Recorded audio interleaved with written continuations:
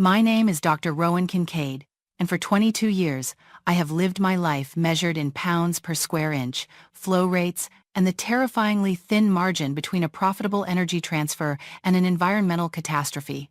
To the corporate board of Apex Midstream, located 3 states away in a glass tower that smelled of lemon polish and indifference, I was listed simply as the Senior Integrity Engineer, a title that sounded bureaucratic and expensive. But to the 65 men and women who worked the graveyard shifts on the dusty plains of Station 4, I was the Iron Lady, the absolute authority, whose digital signature was the only thing allowing 1,200 psi of crude oil to move safely through a 36-inch steel artery. My job was not to fix things when they broke. My job was to ensure they never broke in the first place. I lived in a world of worst-case scenarios, constantly calculating stress fractures, corrosion rates, and thermal expansion, serving as the human firewall between the volatile physics of the Earth and the fragile economics of the company. I was the ghost in the machine, the silent guardian who ensured that when a valve opened, it closed again at the exact millisecond required. Yet, as I stood in the office of Silas Mercer, the newly appointed Vice President of Operations, I realized that my decades of invisible vigilance had become my greatest liability.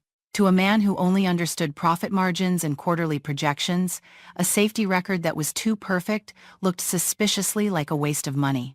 Silas sat behind a desk that was comically large for the cramped, functional office he had commandeered at the station, a space that was meant for reviewing schematics, not for hosting power plays. He was wearing a suit that cost more than the annual maintenance budget of Pump 3, and he refused to meet my gaze, choosing instead to focus on a tablet screen that displayed a series of colorful, upward-trending graphs.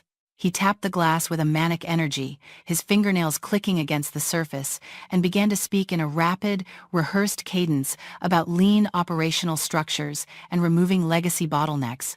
I listened with the detached curiosity of a scientist observing a specimen under a microscope. He told me that the company was pivoting to an AI-driven monitoring solution provided by a third-party vendor called Omnitech, a firm I knew by reputation to be cheap, fast, and dangerously incompetent. He explained that my salary, along with the overhead of my dedicated safety team, was no longer justifiable in the current fiscal climate. He used words like redundancy and optimization to mask the brutality of the fact that he was firing the only person in the building who knew how to manually bleed a pressure surge without blowing the seals. I did not argue. I did not plead for my job or list my years of service. In my line of work, emotion is a dangerous variable that leads to mistakes, so I excised it from the equation. When Silas finally pushed the termination paperwork across the desk, looking at me with a mixture of arrogance and bracing for a fight, I simply reached into the pocket of my fire-retardant coveralls and withdrew my red badge. This was not just an ID card. It was a cryptographic hardware token, embedded with a chip that contained my professional engineer's digital certificate. It was the master key that allowed the SCADA system, the Supervisory Control and Data Acquisition Network, to accept high-level commands. I placed it gently on top of the severance agreement. Silas snatched it up with a triumphant smirk, his eyes lighting up as if he had just captured a trophy. "We'll need the physical keys to the manual override stations as well," he added, his voice dripping with condescension. I reached into my other pocket and handed over the heavy ring of brass keys. He tossed them into his drawer without looking at them, completely unaware that he was hoarding trinkets while discarding the treasure. He thought the power resided in the plastic and the brass. He had no concept that the true authority was biological, tied to my fingerprints and the specific legal standing of my license. "Security will escort you to the gate," Silas said, dismissing me with a wave of his hand as he returned to his tablet. "Effective immediately, you are trespassing." I stood up, smoothing the fabric of my uniform, and looked at him one last time. I saw a man who thought he had just cut a significant cost from his ledger. I saw a man who believed that technology could replace accountability.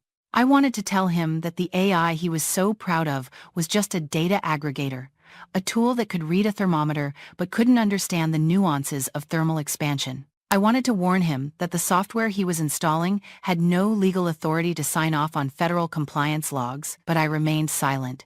He had made his decision, And in the unforgiving world of high-pressure logistics, you live or die by your decisions. I turned and walked out of the office, the heavy steel door clicking shut behind me, sealing my fate and sealing his doom, though he wouldn't realize it for another 12 hours. The walk through the facility was a sensory experience that I had taken for granted until this moment. The air hummed with the deep subsonic vibration of the main injection pumps, a rhythm that I felt in the soles of my boots, the heartbeat of the station. I smelled the faint, metallic tang of ozone from the transformers and the earthy, heavy scent of crude oil. I walked past the control room, a bunker of reinforced concrete and blast-proof glass. Inside, I saw the operators, the men and women I had trained, staring at their screens with furrowed brows. Dutch, the shift foreman, a man with grease permanently etched into his knuckles and a mind sharper than most engineers I knew, looked up and locked eyes with me. He saw the security guards flanking me. He saw the lack of a badge on my chest. His face fell, a mask of confusion and sudden fear. He took a step toward the door, reaching for his radio, but I gave him a sharp, imperceptible shake of my head. "Hold the line, Dutch," I thought. "Do not intervene.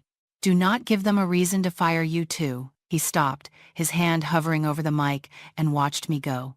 It was the hardest part of the entire ordeal, leaving my crew behind, under the command of a captain who didn't know how to steer the ship. I climbed into my truck in the visitor parking lot, the cab feeling painfully quiet after the roar of the plant. I placed my hands on the steering wheel and took a deep, steadying breath, allowing the adrenaline to dissipate. Then, I put the truck in gear and drove away. I watched the facility recede in my rearview mirror, the tall silver towers of the separation units gleaming in the afternoon sun, the flare stacks standing dormant and silent against the blue sky. It looked peaceful, it looked efficient. But I knew the truth. That facility was a complex organism that required a brain to function, and Silas had just lobotomized it. As I merged onto the highway, heading toward the sanctuary of my home, I began to mentally draft the sequence of events that would follow. It wasn't a matter of if the system would fail, but when. And unlike Silas, I knew exactly what the failure curve looked like. Arriving home, I walked into a house that felt too still, too clean. The contrast between the chaotic energy of the pipeline and the domestic silence of my kitchen was jarring. I didn't stop to unpack or change. I went straight to my study, a room lined with technical manuals and framed certifications, and sat down at my personal computer. This machine was my fortress, air-gapped from the Apex network, secure and private. I opened my browser and navigated to the official portal of the State Board of Professional Engineers. This was not a corporate website. This was a government database, the bedrock of legal liability for every piece of critical infrastructure in the state. I logged in using my two-factor authentication, my fingers moving with the muscle memory of 1,000 inspections. The dashboard loaded, displaying my credentials. Dr. Rowan Kincaid, P.E. License has height 82 var alpha. Below my name was the list of facilities under my active supervision. There was only one entry. Apex Midstream, Station 4. The status light was green, indicating active oversight. Under Title 49 of the Code of Federal Regulations, a high-pressure hazardous liquid pipeline cannot legally operate without a designated engineer of record who assumes personal, criminal liability for the system's integrity. This wasn't just a rule, it was the law. If a pipe burst and killed someone, the engineer of record was the one who stood before a judge. Silas had fired the employee, but he had failed to understand that he couldn't fire the liability. As long as my name was on that digital registry, I was responsible for whatever incompetence Omnitech was about to unleash. I could not allow that. I had a moral and legal obligation to protect my license.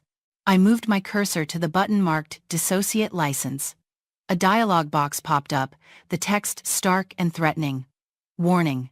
You are about to remove the engineer of record for a critical infrastructure facility. This action will trigger an immediate notification to the Department of Transportation and will invalidate the facility's automated safety certificates. Are you sure you wish to proceed? I stared at the screen. I thought about the pumps running at full capacity. I thought about the crude oil rushing through the pipes at 1200 psi. I thought about Silas's smirk. I clicked confirm. The screen refreshed. The green light turned to gray. The entry for Apex midstream vanished.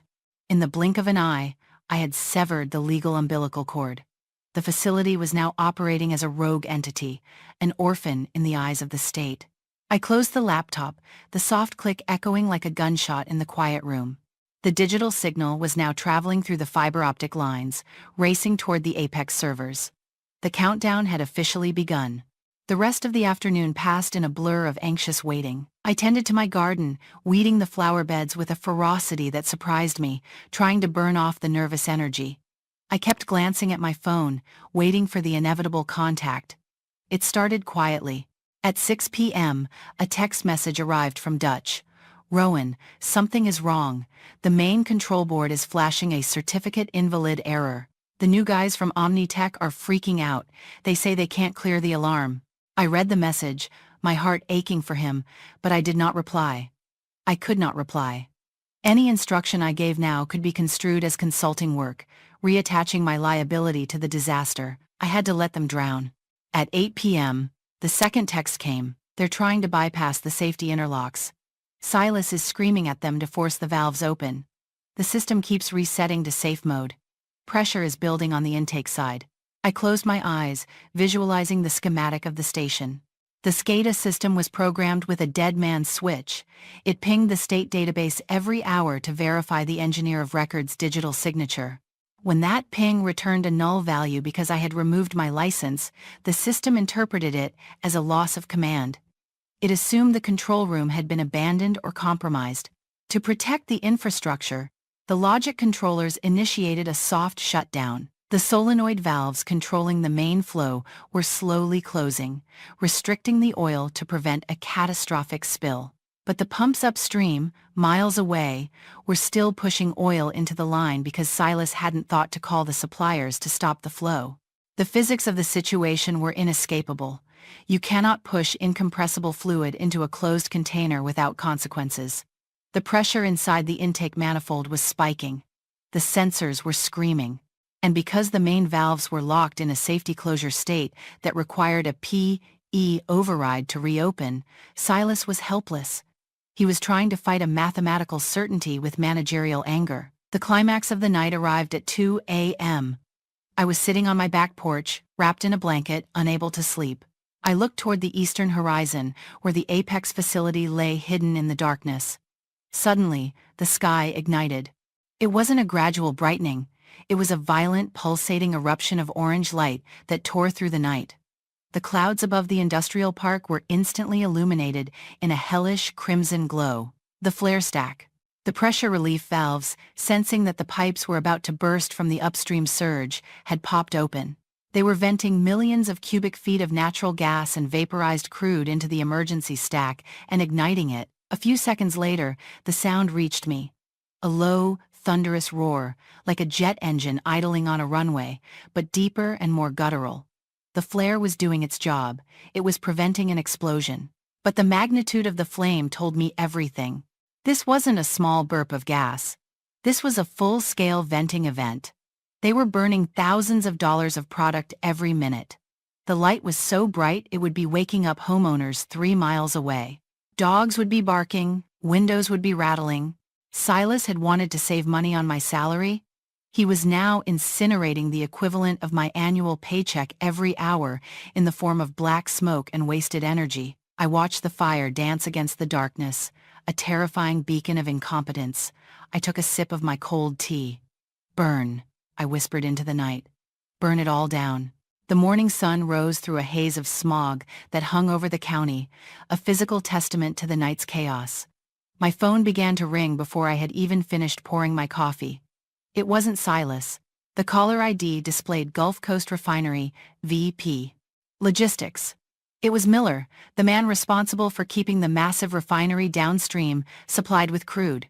He was Apex's biggest client, a man who moved markets with a phone call. I let it go to voicemail. I stood in my kitchen, listening to the message as it was recorded. Miller's voice was shaking with rage. "Dr. Kincaid, this is Miller. My intake meters are reading 0. We have been dry for 7 hours. Do you have any idea what happens to a cracking tower when the feed cuts out? We are looking at a thermal shock event. I have tried calling your new VP, Mercer, and he's giving me some runaround about a software patch. I don't buy it. If I don't see oil in these pipes by noon, I am triggering the failure to supply penalty clause in our contract. That is $500,000 an hour, Rowan. Call me back. I deleted the message. I felt a pang of sympathy for Miller. He was a professional dealing with amateurs, but I couldn't help him. The penalties he mentioned were the nuclear option in our contracts. Apex Midstream operated on thin margins. A failure to supply fine of that magnitude would wipe out their quarterly profits in less than a day. The stock price would tumble the moment the news leaked that the refinery was throttling down. Silas had taken a functioning, profitable asset and turned it into a financial black hole in less than 24 hours. Around 10 a.m., the battle shifted from the physical to the digital. My personal computer chimed with an urgent alert from my firewall software. Critical security alert. Intrusion attempt detected. Source IP. Apex Midstream Corporate HQ. I sat down at my desk, my heart rate spiking. I pulled up the network logs. Someone at the Apex office, undoubtedly the Omnitech team, acting under Silas's screaming orders, was trying to force their way into the SCADA system using my old credentials. They were attempting a replay attack, using cached data from my previous logins to try and trick the server into thinking I was still there. They were trying to spoof my digital signature to override the Valve lockdown. I stared at the screen, stunned by the sheer stupidity of the move. Did they not realize that since 9/11, oil pipelines were designated as critical national infrastructure? Did they not know that the cybersecurity protocols protecting these systems were monitored by the Department of Homeland Security? Attempting to hack into a pipeline control system wasn't troubleshooting. It was a federal felony. It was indistinguishable from an act of cyber terrorism. Silas wasn't just breaking company policy anymore, he was breaking the Patriot Act. I watched the attempts hit my firewall. Failed login, failed login, failed login. Each attempt was a digital fingerprint, a piece of irrefutable evidence.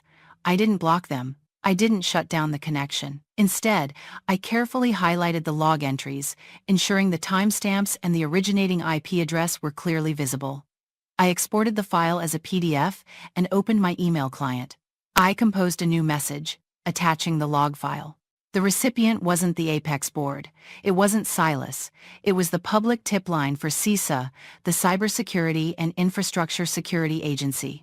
I typed a brief subject line. Active unauthorized intrusion attempt on critical infrastructure, Station 4. I hit send. I wasn't just defending myself. I was handing the smoking gun to the federal government. Silas was about to find out that the only thing worse than a closed valve is an open investigation. The final confrontation of the day did not happen in a boardroom or a courtroom, but in the most mundane setting imaginable, the pickup line at my daughter's elementary school. It was 3 p.m. I was sitting in my truck, watching the children file out of the building, when a black luxury sedan roared into the parking lot, tires screeching as it swerved around a school bus. It was Silas. He parked diagonally across two spaces and leaped out of the car. He looked like a man who had survived a war zone. His bespoke suit was ruined, stained with soot and sweat. His tie was gone.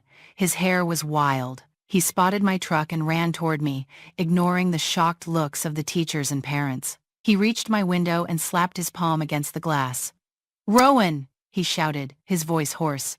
"Open the door. We need to talk." I rolled the window down 2 inches, keeping the doors locked. The smell rolling off him was a mix of burnt hydrocarbons and raw panic. "I have a check," he gasped, fumbling with a leather portfolio. "I have a blank check. Just tell me the code. The refinery is suing us. The EPA has drones over the flare stack. Just give me the override code to stop the fire." I looked at him, feeling a cold, crystalline clarity. "There is no code, Silas," I said, my voice calm and steady. "The system is locked, because there is no licensed engineer of record. You fired the license. This is the result of your efficiency." "I don't care about the license!" he screamed, slapping the glass again. "I'll hire you back. Triple your salary. Just unlock it. Now!" "You are trying to bribe a former employee to bypass a federal safety interlock," I said, pointing to the dash cam mounted on my windshield, its red recording light blinking steadily. And you are doing it in a school zone. Furthermore, SNEEZA has the logs of your attempted hack this morning. You tried to spoof a federal credential to gain access to a protected system. Silas froze. The color drained from his face as the acronym SNEEZA registered. He stepped back, looking at the dashcam, then at me. You reported us? I complied with the law, I said. Something you should have done yesterday. Before he could answer, the sound of sirens cut through the afternoon air. 2 black SUVs with government plates turned into the school driveway, blocking the exit. Men in windbreakers emblazoned with DHS and PHMSA stepped out. They weren't looking for me. They scanned the lot and spotted the frantic man in the ruined suit. Silas looked at them, then back at me, his eyes wide with the realization that his career was not the only thing ending today.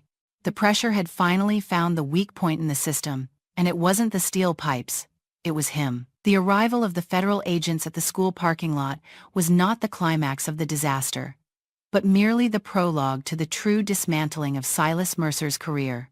I did not stay to watch the interrogation, nor did I lower my window to offer a parting word of advice to a man who had long since stopped listening to reason.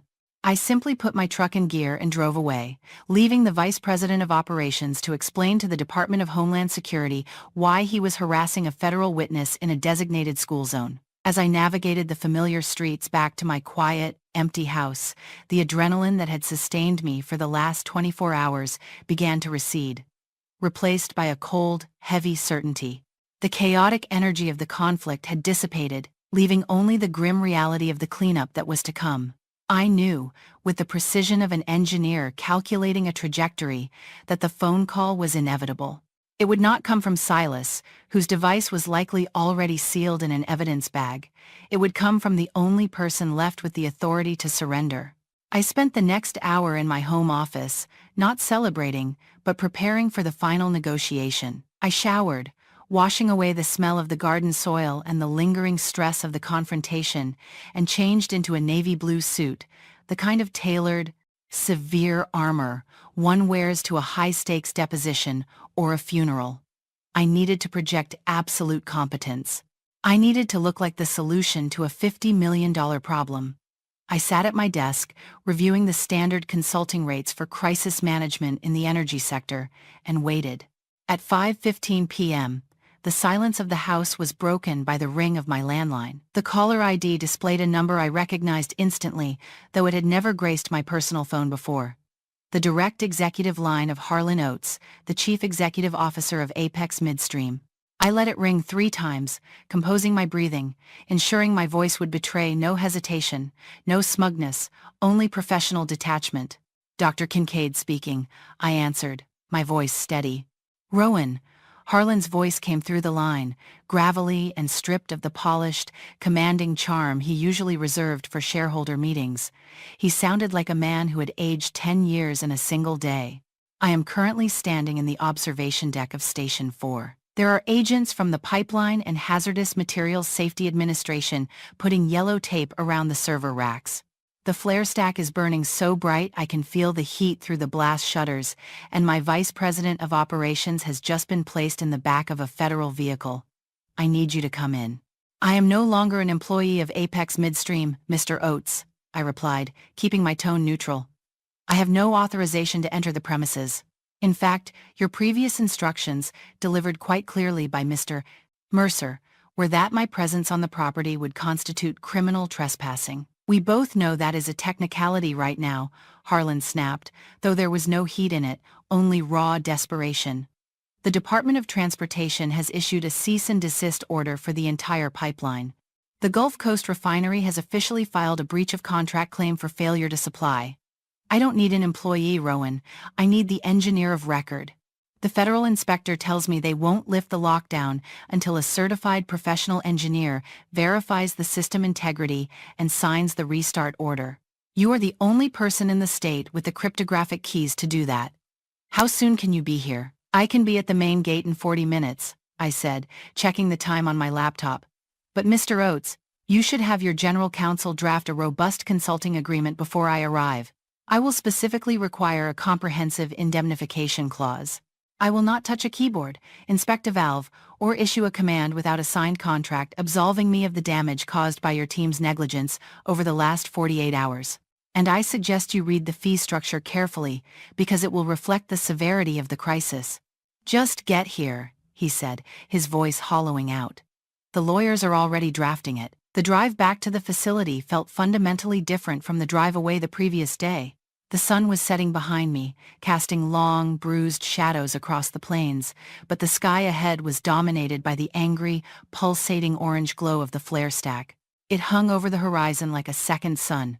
A monument to incompetence, a lighthouse warning of the shipwreck ahead. When I arrived at the main gate, the scene was a tableau of controlled chaos. Police cruisers and black government SUVs cluttered the entrance, their light bars flashing in silent rotation. The security guards, the same men who had marched me out with averted eyes, rushed to open the heavy steel gate the moment they saw my truck. They didn't ask for ID. They waved me through with a frantic urgency, looking at me as if I were royalty returning from exile to restore order to a crumbling kingdom. I parked in my old spot, right next to the empty space where Silas's luxury sedan used to be. The air was thick with the roar of the flare and the smell of unburnt hydrocarbons. I grabbed my briefcase and walked into the administration building, my heels clicking on the linoleum with a rhythm that cut through the hushed, fearful murmurs of the staff. The hallway leading to the executive conference room was lined with people analysts, junior engineers, and the beleaguered members of the Omnitech contract team who looked like they were waiting for a summary execution. They parted as I walked through, eyes averting, nobody daring to speak. They knew that the power dynamic had shifted tectonically. I pushed open the double doors of the boardroom. The atmosphere inside was suffocating, heavy with the scent of stale coffee and fear. Harlan Oates sat at the head of the table, his tie loosened, his face pale under the harsh fluorescent lights. To his right sat Victoria, the company's general counsel, a woman known for her aggressive litigation tactics who now looked as if she had swallowed a lemon. Across from them sat two federal inspectors from PHMSA, their arms crossed, their expressions unreadable. The seat usually reserved for the VP of Operations was conspicuously empty. "Dr. Kincaid," Harlan said, standing up. It was a gesture of respect he had never shown me in 12 years of employment. "Thank you for coming." I didn't sit down. I remained standing at the opposite end of the long mahogany table, placing my briefcase on the polished wood with a deliberate thud. "Let's skip the pleasantries, Harlan. You have a pipeline that is legally dead, a client that is bleeding money, and a federal investigation into cyber tampering initiated by the logs I provided to CISA. You called me because I am the only person in this state who possesses the biometrically linked cryptographic token required to unlock the safety logic without triggering a permanent system brick." Victoria cleared her throat, pushing a thick document across the table. "We have prepared the consulting agreement, Dr. Kincaid. However, regarding the fee structure and the exclusivity clause," I cut her off with a sharp raise of my hand. "There is no negotiation, Victoria. The building is burning. You don't haggle with the fire department." I opened my briefcase and slid my own document across the table, a single-page engagement letter drafted by my attorney an hour ago. "This is the agreement. It grants my firm Kincaid Integrity Solutions full operational authority over Station 4 for a minimum of 24 months. It includes the immediate termination of the Omnitech contract for cause. And it stipulates that my safety decisions cannot be overruled by the board of directors. The retainer is 3 times my previous annual salary, payable via wire transfer immediately." Victoria picked up the document, her eyes scanning the lines rapidly. Her face flushed. "Dr. Kincaid, these terms are extortionate. You are asking for total sovereignty over the station. I am asking for the authority to prevent you from going to prison," I said calmly, looking directly at Harlan. "The price of competence is high, but the cost of incompetence is burning outside right now. Every minute we talk, you burn another $10,000 in crude oil. Every minute the refinery stays dry, you get closer to a failure to supply lawsuit that will bankrupt this company. You aren't paying for my time, Victoria. You are paying for my signature and the liability that comes with it." Harlan didn't look at his lawyer. He looked out the window at the flickering light of the flare, casting dancing shadows on the wall. He knew the math better than anyone. He knew that Silas's attempt to save pennies had cost them millions. He pulled a gold fountain pen from his pocket, reached over, and signed the document without reading a single word of the fine print. "Done," he said, his voice barely a whisper. He slid the paper back to me. "Fix it, please." "One more thing," I said, tucking the contract into my briefcase. "I want full transparency on the log files. I want to know exactly what commands Omnitech tried to force through the system. If I am going to bleed the pressure, I need to know if they damaged the solenoid valves." "You have full access," Harlan said, slumping back into his chair. "Do whatever you have to do." I turned and walked out of the boardroom, heading straight for the control room. This time, I didn't need a visitor badge. I walked with the authority of ownership. I swiped my temporary clearance card at the secure door, and the green light flashed. I stepped inside. The room was bathed in the harsh, pulsating red glow of the emergency lighting. Alarms were chirping in a discordant, maddening rhythm, a constant auditory reminder of the system's distress. The air conditioning was struggling to keep up with the heat generated by the server racks, which were working overtime to process the error logs. Dutch was standing at the main console, looking like a man who hadn't slept in a week. His face was gray, his eyes rimmed with red. When he saw me, his shoulders visibly dropped, the tension leaving his body in a rush. "Rowan," he breathed, his voice cracking. "Thank God. The pressure on the intake manifold is critical. We're holding at 1,400 pounds per square inches, but the seals on valve 2 are vibrating. I can hear the cavitation." "I know, Dutch," I said, stepping up to the main terminal, the familiar hum of the electronics calming my nerves. "I'm here. We're gonna step it down." I looked at the terrified Omnitech contractors huddled in the corner. "Get out," I said quietly. They didn't wait to be told twice. They grabbed their laptops and fled, happy to escape the blast radius. I reached into my pocket and pulled out my red badge, the master key that Silas had so arrogantly dismissed. I plugged it into the dedicated hardware port on the console. The screen flickered. The endless stream of error messages paused. A dialog box appeared, stark white against the red background. "Authentication required. Please provide biometric verification." I placed my right thumb on the scanner. A beam of blue light traced the ridges of my print, analyzing the unique topography of my identity. "Scan complete. Identity confirmed. Dr. Rowan Kincaid, P.E., Senior Integrity Engineer." The red text on the massive wall-sized screens blinked once, twice, and then turned to a steady, reassuring amber. "System access granted," the automated voice announced. It was the most beautiful sound I had heard in days. "Dutch," I said, my hands flying across the keyboard, my fingers remembering the command sequences I had written years ago. "I'm initiating the soft start stabilization protocol. We cannot just open the valves. The sudden pressure drop will hammer the pipes. I need you to manually cycle the number 2 bypass valve to 20%. We're going to bleed the pressure slowly." "Copy that, boss," Dutch said, his voice snapping back to its professional crispness. "Cycling bypass valve to 20%. I typed in the command to re-establish the encrypted connection with the state database. My digital certificate, now reactivated, sent a handshake signal to the servers in the capital. The system recognized that a licensed engineer was back at the helm, that the ghost had returned to the machine. Engineer of record verified. Disengaging Deadman switch. Safety interlocks released. A deep, shuddering thrum vibrated through the floorboards, felt more than heard. It was the sound of the massive hydraulic solenoids unlocking. The main intake valves, which had been strangled shut for 24 hours to protect the station, began to groan open. On the screen, the pressure graph, which had been redlining in the danger zone, began to curve downward. "Pressure is dropping," Dutch called out, watching the gauges like a hawk. 1,300, 1,200. Flow rate is increasing. We are re-entering normal operating parameters. Outside the blast windows, the raging fire of the flare stack began to sputter. As the gas was redirected back into the proper transport lines, the fuel for the fire was cut off. The angry orange glow that had terrorized the sky faded, dying down to a manageable blue pilot light. The silence that followed was heavy and profound. The alarms stopped chirping. The emergency red lights clicked off, replaced by the calm, white fluorescent hum of standard operations. I stood back from the console, watching the flow rates stabilize.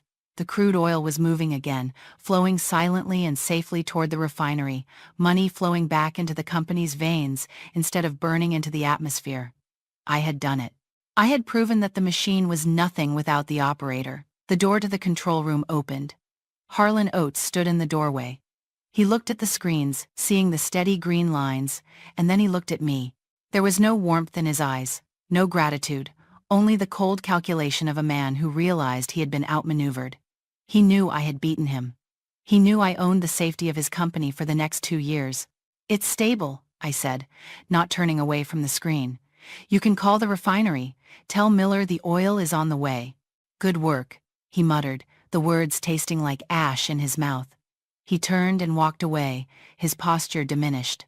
I turned back to the window, looking out at the dark silhouette of the station. In the parking lot below, illuminated by the security lights, I saw a scene that brought a grim sense of closure. 2 federal agents were escorting Silas Mercer to a waiting sedan. His hands were not free. They were cuffed behind his back. He wasn't driving his luxury car tonight. He was being taken in for questioning regarding the violation of federal critical infrastructure laws. He had learned the hardest lesson of the industry. You can cut costs, you can cut corners, and you can cut staff. But you cannot cut the laws of physics, and you certainly cannot fight the people who write them. I turned back to Dutch, who was grinning tiredly at me, wiping grease from his forehead. "Make a log entry, Dutch," I said softly. "Station 4 is fully operational. Engineer of record present." "Logged," Dutch said, typing the words that made it official. I sat down in the captain's chair, the leather worn smooth by years of my service. I took a sip of the cold coffee someone had left on the desk. It was bitter, stale, and completely cold. But in that moment, as the hum of the station returned to its perfect, rhythmic frequency, it tasted like absolute victory. I was back where I belonged, and this time, the price of admission was exactly what I said it was. They mistook my silence for surrender. But in the high-pressure world, silence is often the loudest warning signal before the explosion. True power isn't about screaming over the noise in a boardroom. It's about knowing exactly which valve controls the flow. If you've ever had to quietly pack your box and walk away, knowing the system would collapse without you, then you understand this victory. You aren't just a line item on a spreadsheet. You are the infrastructure.